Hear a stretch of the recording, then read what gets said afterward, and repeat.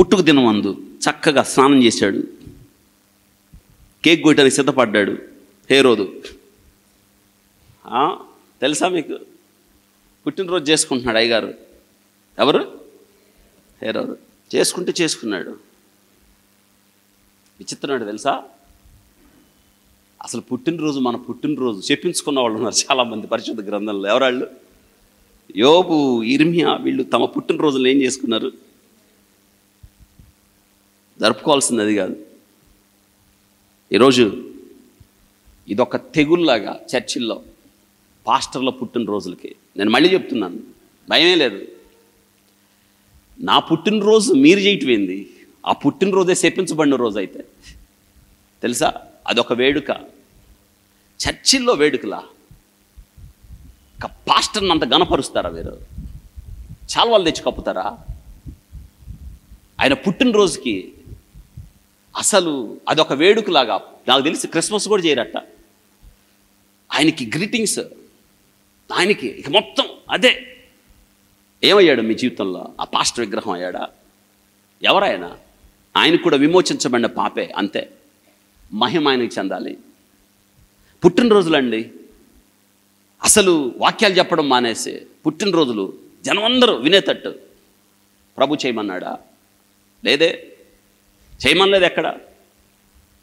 మీరు ఆలోచించండి. ఒకవేళ అట్లా పుట్టినరోజులు చేసుకోమని చెప్పుంటే ప్రభు, ఆయన పుట్టుకరోజు ఎప్పుడో చెప్పేవాడు మనకి కదా. ఆయనకు లేని పుట్టినరోజు నీకెందుకు? అదొక వేడుక, అదొక గొప్ప పండుగ అక్కడ ఆ పుట్టినరోజు. ఇదెందుకో తెలుసా? నేను చేసుకోకూడదని చెప్తున్నాను, ఉన్నది ఉన్నట్టే. చిన్నపిల్లల వరకు చేసుకోవడం కాదనేలని విషయం. కానీ ఈరోజు చాలామంది అండి బోధించేవాళ్లే, ఇదే బోధించేవాళ్లే. వింటున్నారా? చేసుకోకూడదు.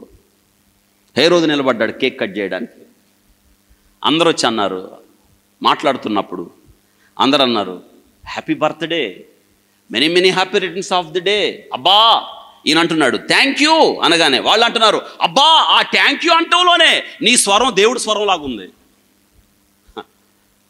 ఏమండి, థ్యాంక్ యూ అంటంలో దేవుడి స్వరం లాగుందా?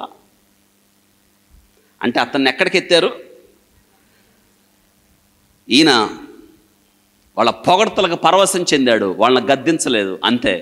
చచ్చిపోయాడు. మామూలు చావు కాదు, పురుగులు బట్టి. వింటున్నారా?